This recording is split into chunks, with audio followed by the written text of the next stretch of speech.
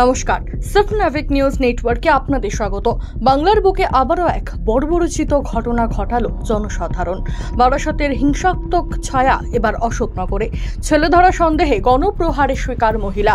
পরিস্থিতি সামাল দিতে গিয়ে আক্রান্ত পুলিশ। ঘটনাকে কেন্দ্র করে উত্তেজনা ছড়ালো অশোকনগর থানার অন্তর্গত শ্রীকৃষ্ণপুর গ্রাম পঞ্চায়েতের পুমলিয়া এলাকায়।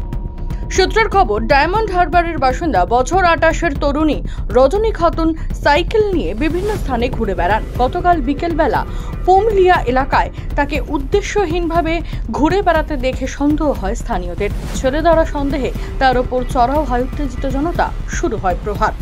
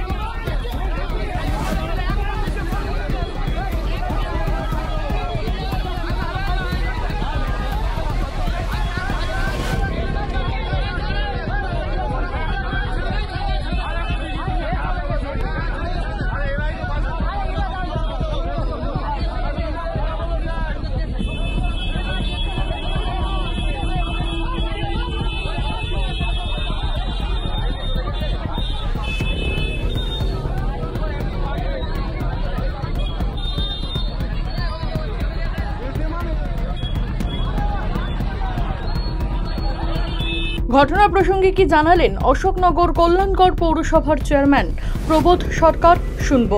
কোনো মানুষেরই আইন নির্যাতন তোলা উচিত নয়। আমার মনে হয় যে এই ধরনের ঘটনা থেকে আরও বড় কোনো ঘটনা ঘটতে পারতো।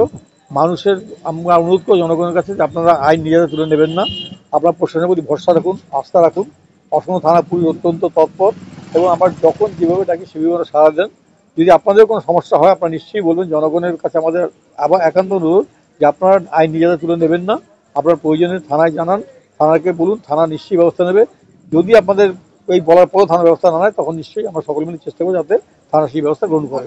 খবর পেয়ে ঘটনাস্থলে প্রশাসনিক আধিকারিকেরা এসে পৌঁছলে পুলিশের ওপর চড়াও হতে পিছুপা হলেন না স্থানীয় বাসিন্দারা। আক্রান্ত মহিলাকে উদ্ধার করতে গিয়ে আক্রান্ত হন এক এসআই। তদন্তে নেমে ইতিমধ্যেই 15 জনকে গ্রেপ্তার করেছে পুলিশ। আজ তাদের আদালতে তোলা হবে। শান্তনু বিশ্বাস, সাবনাভিক নিউজ, অশোকনগর। সমস্ত খবরের আপডেট পেতে লাইক করে সাবস্ক্রাইব করুন সাবনাভিক নিউজ। সেই সঙ্গে বেল বাটন প্রেস করতে ভুলবেন না। আপনাদের একটা সাবস্ক্রিপশন আমাদের জন্য অত্যন্ত মূল্যবান। জয় হিন্দ।